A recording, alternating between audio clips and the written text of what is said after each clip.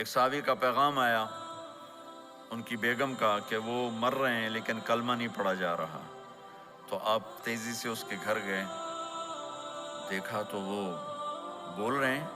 آپ نے کہا کلمہ پڑھو, کہا جی نہیں پڑھا جاتا. ویسے بول رہے ہیں نہیں پڑھا جاتا. آپ نے پوچھا اس کے والدین میں کون زندہ ہے, کہا جی ماں زندہ ہے. آپ نے کہا بلاؤ, کہ ماں آ گئی. آپ نے کہا تم اس سے ناراض ہو, کہا جی ناراض ہوں. کیا ناراضگی ہے؟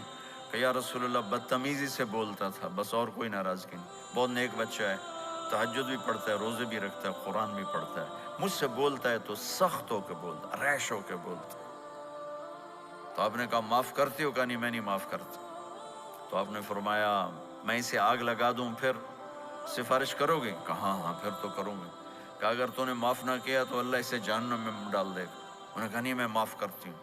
جب ماں نے کہا میں معاف کرتی ہوں, آپ نے کہا کلمہ پڑھو, تو اس نے کہا لا الہ الا اللہ, اور اس کی جان نکل گئی. پھر آپ نے ان کا جنازہ پڑھایا اور فرمایا کہ جس نے ماں باپ کو دکھ دیا اس پہ اللہ کی لعنت, اس پہ زمین آسمان کی لعنت. ان کی نہ نماز قبول ہے, نہ روزہ قبول ہے, نہ صدقہ قبول ہے. تو مجھے آپ اکثر نوجوان نظر آ رہے ہیں, آپ فیملیز والے ہیں, اپنے ماں باپ کو عزت دیں, اپنے ماں باپ کے پاؤں دھو کر پئیں, ان کی دعا لے لیں. وہ دعا آپ کو کہاں سے کہاں پہنچا دے گی. ماں باپ کی دعائیں وہ کام کرتی ہیں جو نہ امریکن ڈالر کرتا ہے, نہ کینیڈین ڈالر کرتا ہے, نہ برٹش پاؤنڈ کرتا ہے, نہ پاکستانی ہندوستانی روپیہ کرتا ہے.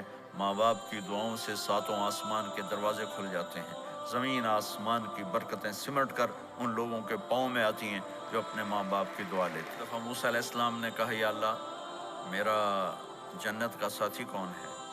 تو اللہ تعالیٰ نے فرمایا کہ وہ جو فلاں آدمی گوشت بیچنے والا, اس کو ہم قصاب کہتے ہیں, قصائی. یہ کوئی اتنا بڑا معزز پیشہ نہیں ہوتا. تو موسیٰ علیہ السلام بڑے حیران ہوئے کہ میرا ساتھی گوشت بیچنے والا.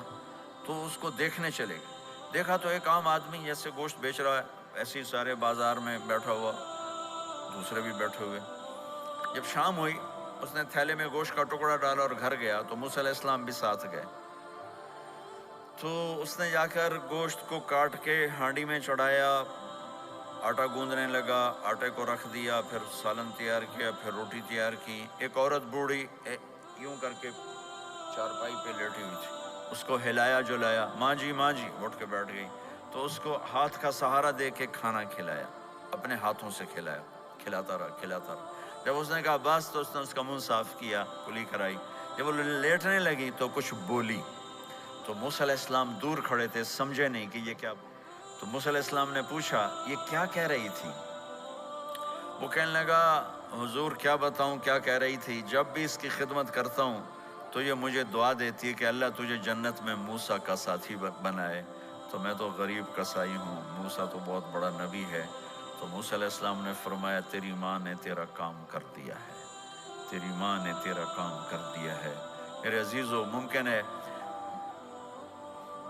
ماں باپ کی خدمت کرنا, دعا لینا تمہیں یہاں مشکل نظر آئے, لیکن اللہ کی قسم اسی میں آپ کی دنیا چھپی ہوئی ہے, اسی میں آپ کی آخرت چھپی ہوئی ہے.